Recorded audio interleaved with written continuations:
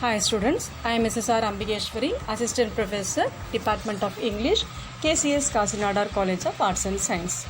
In this video, I am going to explain you multiculturalism. Now let's see what is the characteristics of multiculturalism. Multiculturalism is a multicultural societies are characterized by people of different races, ethnicities and nationalities living together in the same community. In multicultural communities, people retain, pass down, celebrate and share their unique cultural ways of life, languages, art, traditions and behavior. The characteristics of multiculturalism often spread into the community's public schools where curricula are crafted to introduce young people to the qualities and benefits of cultural diversity. Next is why diversity is important. Multiculturalism is a key to achieving a high degree of cultural diversity. Diversity occurs when people of different races, nationality, religions, ethnicities, and philosophies come together to form a community. A truly diverse society is one that recognizes and values the cultural differences in its people. Multiculturalism can take place on a nationwide scale or within a nation's communities.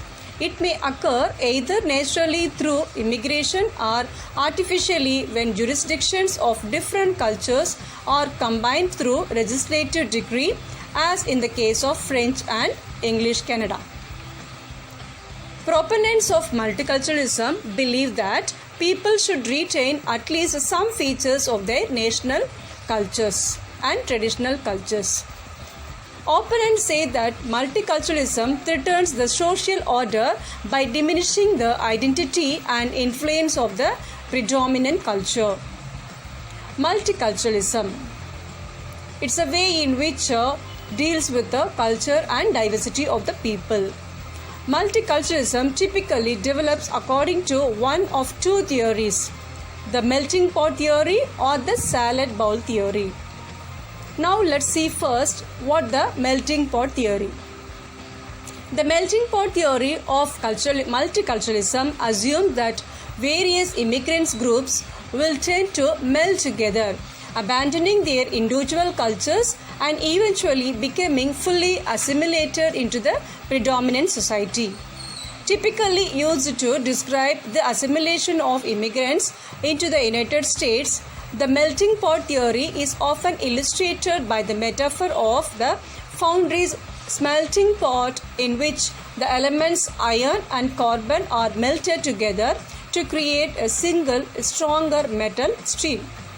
In 1782, French-American immigrant J. Hector St. John de Crevecoeur wrote that in America, individuals of all nations are melted into a new race of men whose labors and posterity will one day cause great changes in the world.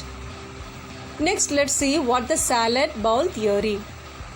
A more liberal theory of the multiculturalism than the melting pot. The salad bowl theory describes a heterogeneous society in which people coexist but retain at least some of the unique characteristics of their traditional cultures. Like a salad's ingredients, different cultures are brought together, but rather than coalescing into a single homogeneous culture, retain their own distinct flavors. In the United States, New York City, with its many unique ethnic communities like Little India, Little Odisha, and Little China, or Chinatown, is considered as an example of a salad bowl society. Now let's see multiculturalism as a challenge to traditional liberalism. It stands as a challenge to liberal democracy. In liberal democracies, all citizens should be treated equally under the law by abstracting the common identity of citizen from the real social, cultural, political and economic positions and identities of real members of society. That leads to the tendency of homogenize the collective of citizens and assume a common political culture that all participate in. Next is multiculturalism's impact on education. Multiculturalism has affected the social and political spheres are found in the revisions of curricula, particularly in Europe and North America, and the expansions of Western literary and other canons that began during the last quarters of 20th century. Curricula from the elementary to the university levels were revised and expanded to include the contributions of minority and neglected cultural groups. That revisions was designed to correct what it perceived to be falsely Eurocentric perspectives that overemphasizes the contributions of white European colonial powers and underemphasizes the contributions made by indigenous people and people of colors. Now, the challenges to multiculturalism. There are two primary objections to multiculturalism.